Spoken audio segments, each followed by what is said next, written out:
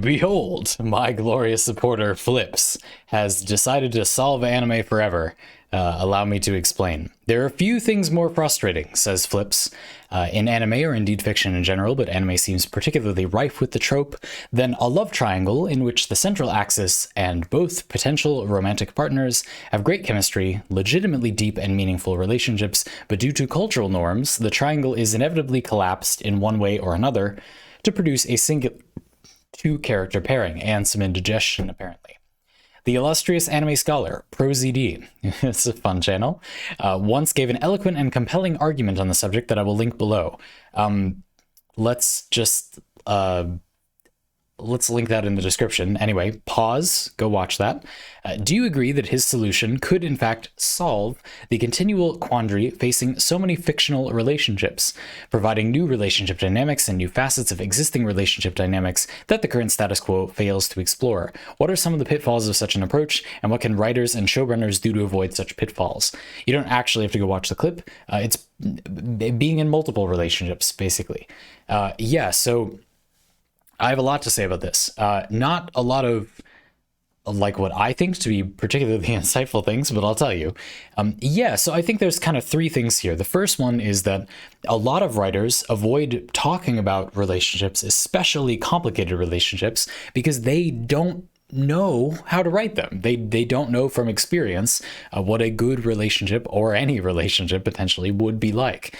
A lot of people's relationships are not great, so you're not going to get a lot of great relationship writing. And if you think back to shows that you've watched, you'll realize that a lot of them just don't have relationships, or they end suspiciously close to when a relationship is consummated, almost as though there can't be a relationship. Why can't there be a relationship? Well, it could be because the crux of the story is around like will they, won't they, which is a really irritating premise for a story, in my opinion, but a lot of them do it.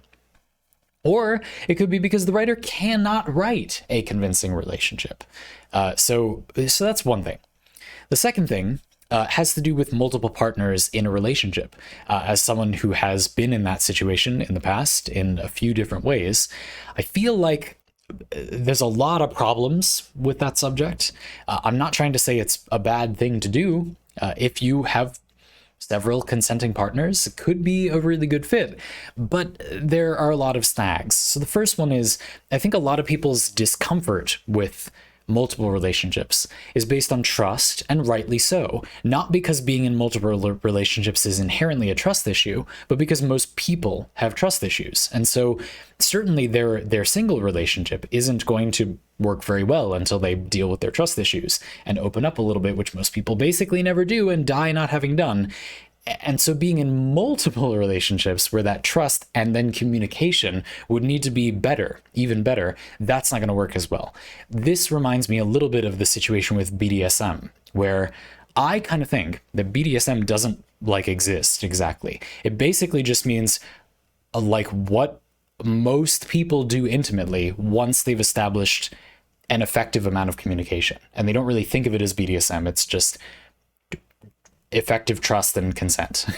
I'm not saying that everybody who does BDSM does that. That's definitely not true. There are a lot of people that do kinky things, call them BDSM, and it's really just the toxic relationship that they're rationalizing that way.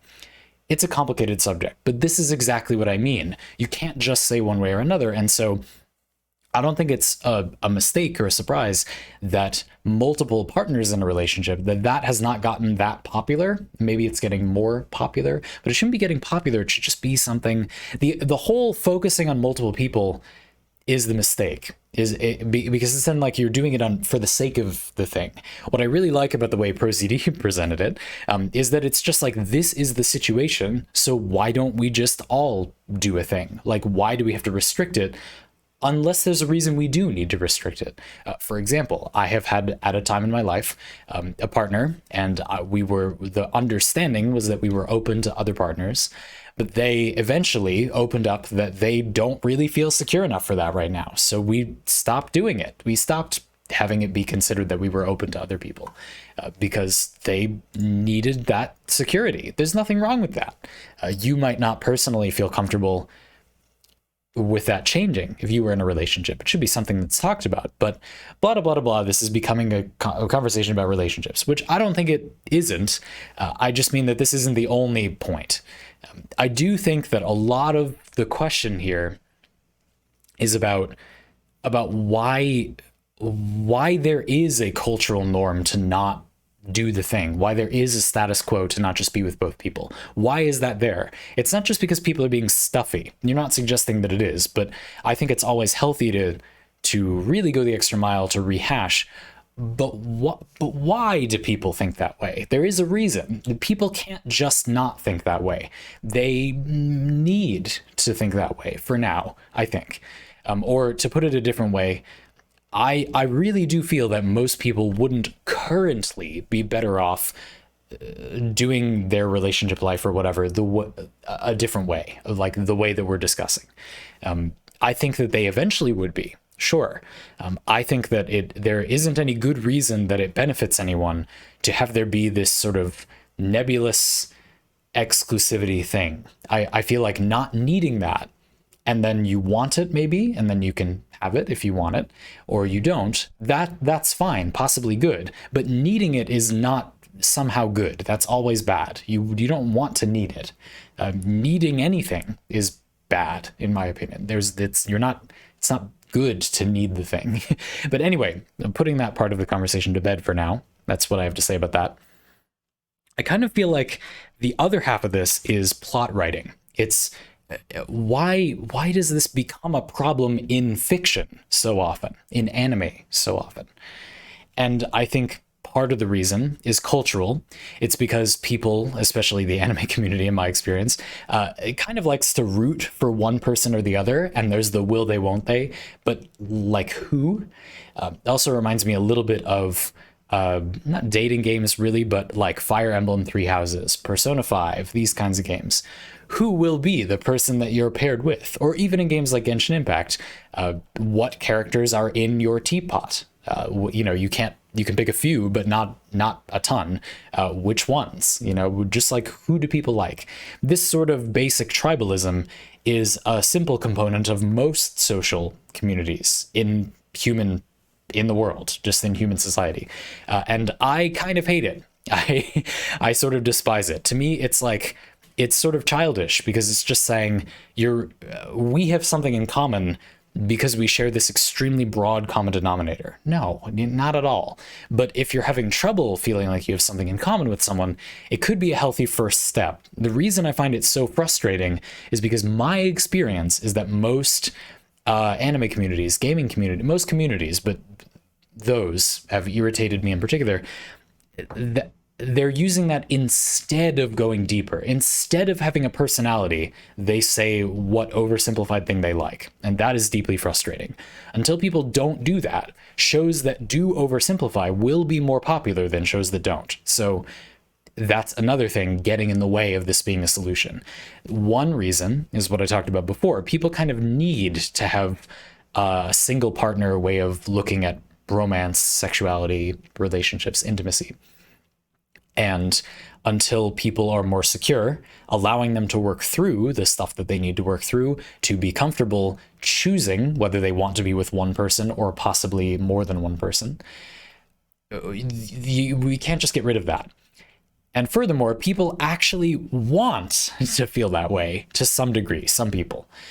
Or they don't know that they don't want to. They don't actually want to, of course, but they think that they want to. They think they'd be better off having that thing. And having it be more nebulous feels like, oh, you're taking this thing about me away from me. And I'm saying, no, I'm just saying you're not allowed to oversimplify. It has to be an actual thing about you. You can't just pick a pre-made thing. So then there's the third thing, which is the writing. Having this conflict where you have this love triangle thing is often sort of the core thrust of a show, or single partner relationships are the core thrust of a show.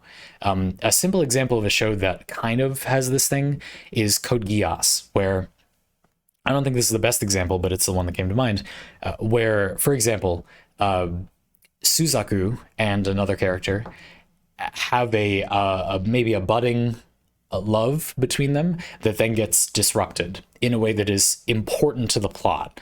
And that one, it's not related to this in that it isn't a multiple would be multiple partners, but it wasn't because of some reason. It's not like that. But my point is that ends up being a big plot point. And if there were more people, that would kind of needlessly complicate that. Now, that's no problem on its own. People can be with one partner, even if they're able and willing to maybe be with multiple partners. That's fine. Lelouch also has a thing where there are at least two characters, kind of three, maybe four, depending on how you look at it, but sort of at least two, I would argue three characters in Code Geass that I won't tell you, we're not going to spoil that represent choices about morality or a way to proceed. This is quite common. A lot of the time there'll be the badass kind of edgy partner that represents the rebellion or whatever, and then a homey comfy partner that reminds them of their calm peaceful life and lawfulness or whatever. I'm not saying this is necessarily true in Code Geass, although it is kind of like that, or characters with a secret identity where they have a character that's a love interest that knows their secret identity, and maybe not their normal life. They only know them as their like secret life or whatever. And then they have a potential partner that only knows their normal life. And so to pick one of those people is kind of to choose which one the person's going to be. I'm not necessarily saying that is a bad writing technique always. That's complicated. Let's not get into that here necessarily. Interesting topic. We just don't have time. My point is simply that there's a surprising amount of utility hiding in the idea of picking one partner. Like that actually has a lot of storytelling utility that it maybe doesn't get credit for sometimes. Now, it is not always or even often or even most of the time used that way. In my experience, it's usually just it sounds to me like you're complaining about a slice of life trope where the character has every other character in the show as a harem and they have to pick one of them. And it's like, why? It doesn't seem. And in fact, the plot of a lot of more intimate shows is that they don't pick one of them. They just pick all of them. That's an extremely basic, common plot for, again, more intimate shows in the anime genre. To just have that show, but then they just don't choose only one. I think relationships should be between consenting adults, but I do acknowledge that there is plot utility to there being some confusion there. And it is true to life as well. I mean, people do have to make these complicated decisions. A lot of the time, it is a lifestyle consequence, which person you're with. So to answer your question, and we're not quite done, I don't think. But to answer your question, I don't think this solves much. I legitimately don't think that there's like a bunch of shows that could be writing interesting character drama with multiple partners, but they aren't. Like, I think there's enough reasons in the way of that the thing that should change first logically isn't the anime writing, if that makes sense. People's standards maybe need to be adjusted a little bit. I like, for example, Persona 5's approach, where I guess this is a minor spoiler. It's a mechanical spoiler. It's the lack of something Persona 5 does. When you're getting close to a character in Persona 5 that you can be, like the game has in it, a possibility for a relationship with, the game just says nothing about like you being with other people. It just makes you aware that if you are saying this thing, they say like you should choose your words carefully, basically. And I think that that's a good way to make it clear that you remember that you're in a relationship with like this other person, right? You player of this game, you know that, right? So there's no ambiguity there. And it lets the player simply make the choice. Are you going to be with multiple people or not? Now, it would be ideal if the game included a way to admit that you were with other people. What I'm trying to say is the game doesn't baby you by saying like, George, you'd be cheating on them. You know, if the player is going to do it, I think you need to let them do it and then live with the consequences. And there are some consequences, you know, minor, but the game references it. The game acknowledges that you did that. I think that's good. Again, I think it would be better if the game let you attempt to be in a consensual multiple partner relationship. But of course, it would not do that. Again, just like it's good that there are, okay, you could argue whether this is good, but let me give you an example of, you know, I'm saying, no, I don't think multiple partners would help. Let's back up a little bit. So what do I think would help? Let me try to give you an example. So in Persona 5 Royal, as I take it, there are male characters that you can be with. That's a change from Persona 5. Of course, everybody wanted that, so I guess they waited for the next game. You can hopefully date Yusuke. Can you do this? Persona 5 Royal male dating. Oh no. Please just let us stay the Persona 5 guys. Can you date guys in Persona 5 Royal? No. What? Why? Why have you done this? Okay, well, anyway, when I thought that you could, damn it, by example, I think that is, it's not great, but it's good. Again, making some progress in just letting the player pursue a relationship that they are interested in without the game passing judgment by limiting it is good. For example, I don't think this is a spoiler for Persona 5. I don't think that this is like a big spoiler. Like, I think you would kind of figure. I think 80% of players are just going to look up whether you can do this. I'm going to say a character that you are allowed to be in a relationship with. I don't think that's a huge spoiler, but just so you know, you might want to be surprised, I guess. And I'll do one that's not that surprising. Let's do it that way. Takemi Tai, the doctor, the sort of back alley doctor that you become friends with early in the game, you can date her. She is a lot older than you, like a lot older than you. And you're like a youngish high school student, and she's your doctor. There's a lot of problems with that. There are legal problems with that. There are, look, age is a number, but if you're going to be in a good, healthy relationship with someone, you need to be in the same stage of life.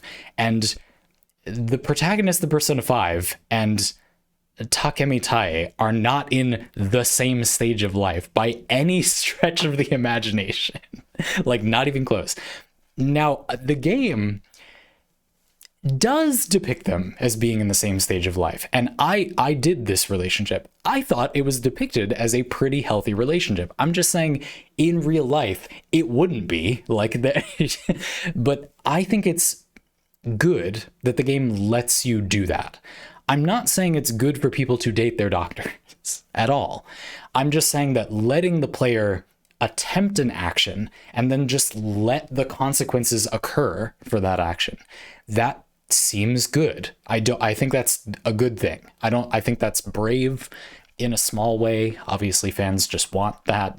That's why they did it. It's not because they're being brave, but it would be cowardly to avoid that just because it is in real life problematic.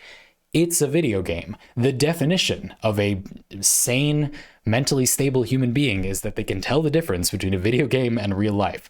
I don't think that me dating Takemi Tai in Persona 5 is any value statement on me as a person. I was just kind of curiosified that you could, that it was even a thing the game was allowing me to do. They said, oh, I choose my words carefully. And I was like, what? And I looked up, I stopped, looked up on my phone. You can date her. You can date most of the like a third of these characters are way older than you. Huh. Yeah, sure, I said, and hit the X button or whatever. I am quite certain that none of you watching this pass any value judgment on me because I did that. It's a video game. Like, I was curious. What's the big deal? You know? I'm not interested in that in real life. I feel like it's about being on the same page as the person. You're just overwhelmingly unlikely to be on the same page with someone who is so far away from your age when you are young and is also in kind of a compromising position with you professionally. They're your doctor, for example. Like, it's not hard to explain why that's a problem in real life. I also don't think it's hard to explain why it's not a problem in video games. I just feel like the best way to do it is to make the consequences known. Where I'm going with all of this is simply that I think if we're going to move in the direction of the multiple partner thing, or of that being a thing that you could do, I think the way to do it is to let the player do it and then have there be consequences. Hades is a game that I don't think does a bad job of this. Again, I guess a minor mechanical spoiler for Hades, you are allowed to date multiple characters at once. You're allowed to try and you're allowed to succeed. And they remark on it. You know, Zagreus brings up with, I think, Thanatos, maybe both Thanatos and Megara, that, you know, so it's okay with you that, you know, they know, of course, but he says, like, so it's okay with you that I'm seeing, you know, kind of your work partner as well. But, you know, this other person, you know, that we both know. And if they both say something, I forget exactly, I'm sorry, but to some effect, they say, you know, we're immortals. Like, people like to commit to one partner. We just don't. Like, we just don't care. It's not like wrong or stupid necessarily. This is not like, why, basically. Why would we do that? What's the need? Yeah, and I kind of feel that way too. It's not something to be viewed as being better or worse. And I wouldn't want people to interpret this as saying, oh, what Zandy means is it's strictly better to have multiple partner relationships, but people just aren't ready. No. But I do think it's better to be able to float the possibility and engage with it and say, no, I don't want to do this option that is on the table. That's what I'm trying to say. Rather than having no options and saying this one thing that is the only option. Do you want to do this or not? No, then we just can't be involved with each other. No, that's immature. I say that in the most respectful way possible. If you don't have the experience to feel ready to say that, then don't. Like, it's okay. There's nothing wrong with that. But it is a thing that could be gained with experience. I don't think there's anything wrong with that either. And it would be good if everyone in society was able to gain the experience to be able to say, I'm going to engage with this option of being with multiple people, but then maybe I'm just still going to choose to say no almost all of the time. Fine. Nothing wrong with that. I just feel like it's less good than it could be.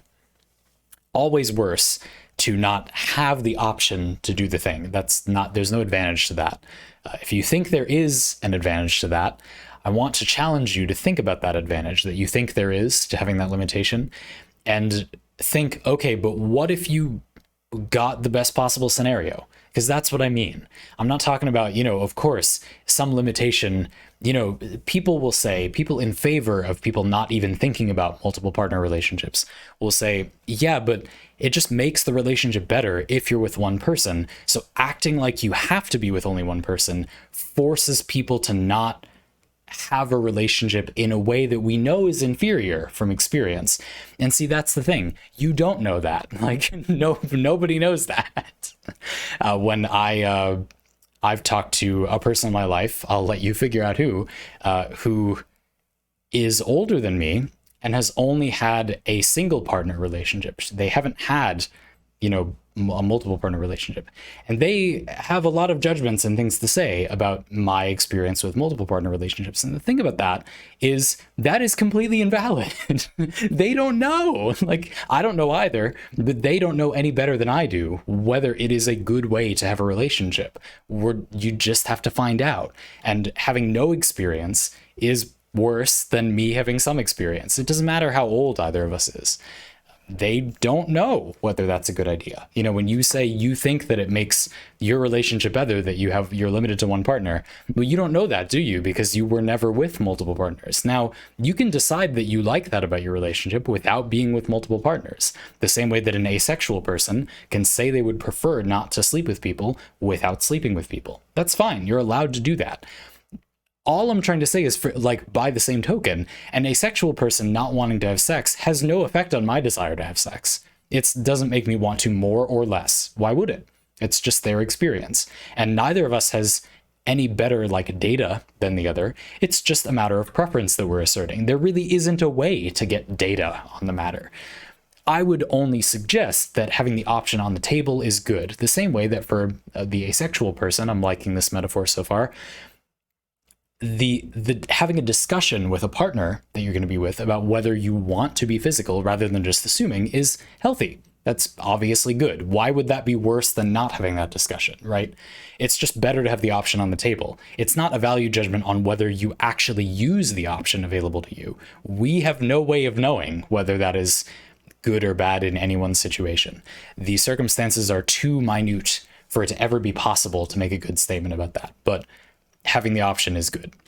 So yeah, I don't know. Overall, no, I don't think it's a good solution to answer the question, but I do think it's really interesting to talk about why, in what way. I feel like anime love triangles cannot be solved, at the moment at least, by simply making them be a polycule, if you will, a multi-way relationship. Still a really interesting topic, though.